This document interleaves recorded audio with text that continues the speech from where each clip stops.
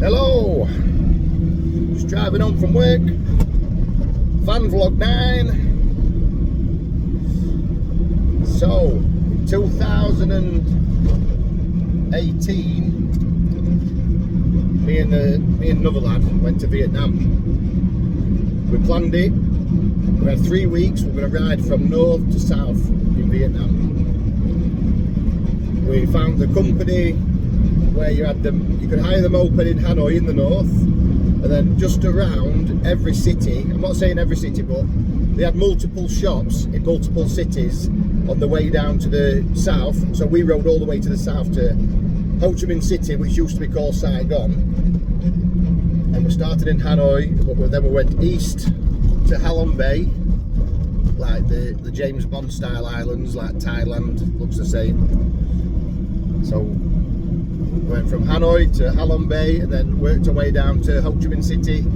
Took us 3 weeks. We did it on 110cc Honda mopeds, 4 speeds. Absolutely fantastic. So the plan was to have freedom. So we booked the first 2 nights when we landed, because we needed to get used to the, we wanted some comfy beds. We had to go and collect the motorbikes, we had to work out what's what. So we had 2 nights in the Westlake Hotel, Hanoi. Beautiful, really, really nice. It's on stilts in the lake. So then we set off, and then every other night, apart from the last 2 nights, we never had anything booked. We only had the first 2 nights booked and the last 2 nights booked in 3 weeks. Everything else, some hotels, we knocked on the door. Is there any room at the inn? Some, like booking.com's fantastic. We never used Hostel World, but I've used Hostel World all over the world. Hostel World's good, but we just used booking.com. And we just looked on the map and said, right, and we said, we're not going to ride at night. Vietnam is very, very dangerous. As in, not with people, not the areas. We never felt danger by people, as in violence, not once. But what is dangerous is the driving and the riding is fucking mental. There's animals coming out on the road, there's holes in the road where they're doing road works and there's no signs, or there's cars coming towards you, everything's coming towards you on your side of the road, there's things crossing. I nearly died about 10 times a day in Vietnam compared to driving in England. If I just compare it, I don't feel like I nearly died, but what I mean is I had 10 serious situations where I had to slam on or deviate or think like what scared me. It was mental. Every Vietnamese animal you can think of pulled out or jumped out or come out on us. It was just bonkers from start to finish. It was like playing a computer game. So we said we're not driving at night. There's enough going on in the day when we can see, and so we don't want none of that at night when we can't see. We met some people. We saw some beautiful things. We saw poverty. We saw just amazing. And my birthday, I had my birthday while I was there, and we couldn't really do too much for my birthday because we've got this itinerary where we need to go from north to south. We need to get to the bottom of the country. So all I said was, on my birthday, I want to ride the Top Gear road. On Top Gear, they rode down that High Van Pass. Beautiful road, really windy. I just wanted to do that, and I filmed it on the GoPro. Got some good footage.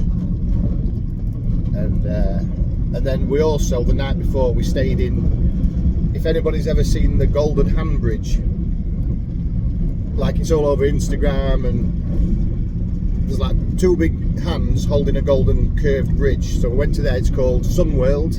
It's called Sun World in Da Nang. It's in the Barnard Hills, and we just thought, well, like, we turn up, there's a hotel there, a Mercure hotel, which we stayed in. But we were so surprised because we didn't realise that you had to get on a cable car, what went a mile high over 5 mountain peaks over 5.2 kilometres. I know I'm using kilometres and miles, but that's what we got told. So 5.2 kilometre long cable car with a glass bottom over big valley ravines, 5 mountain peaks. Oh, it was wild. And then when you get to Sunworld, it's not so much a theme park with massive rides, but it's just, you're on top of a hill, you're above the clouds on a mountain, and it's a French village.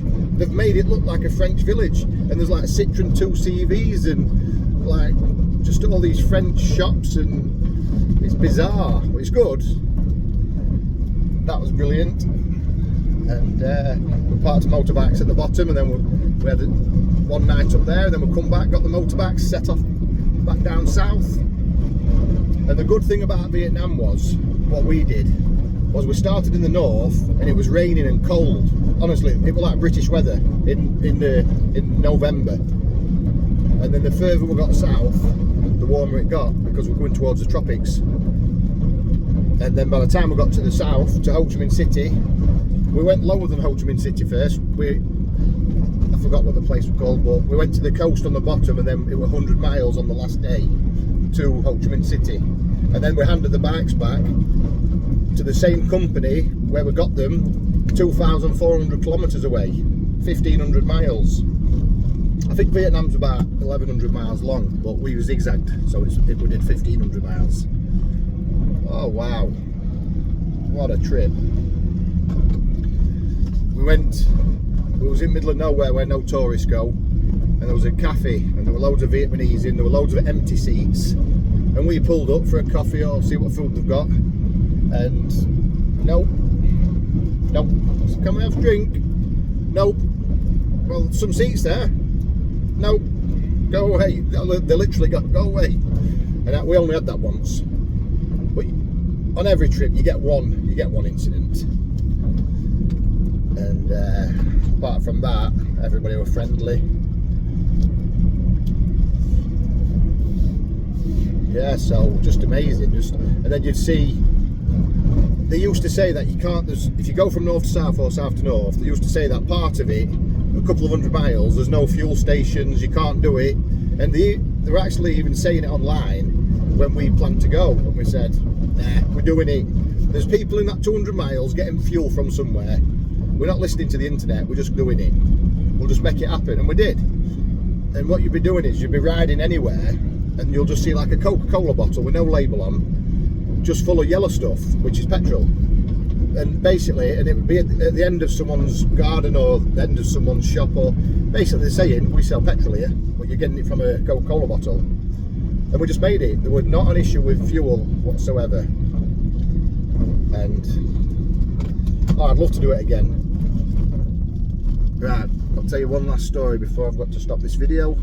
So we planned it. Yeah, we're gonna go here, we booked this room in a hotel somewhere at a town, and John got it wrong somehow, and John's ex-army, and he's like very meticulous in what he does, so it's just a mistake. We all make mistakes, and he was doing all the planning, so it's about, you know, it's bound to one mistake happen. Anyway, so we said, right, we're not driving at night, we're not driving 60 miles at night, so let's just find the nearest town, get a hotel.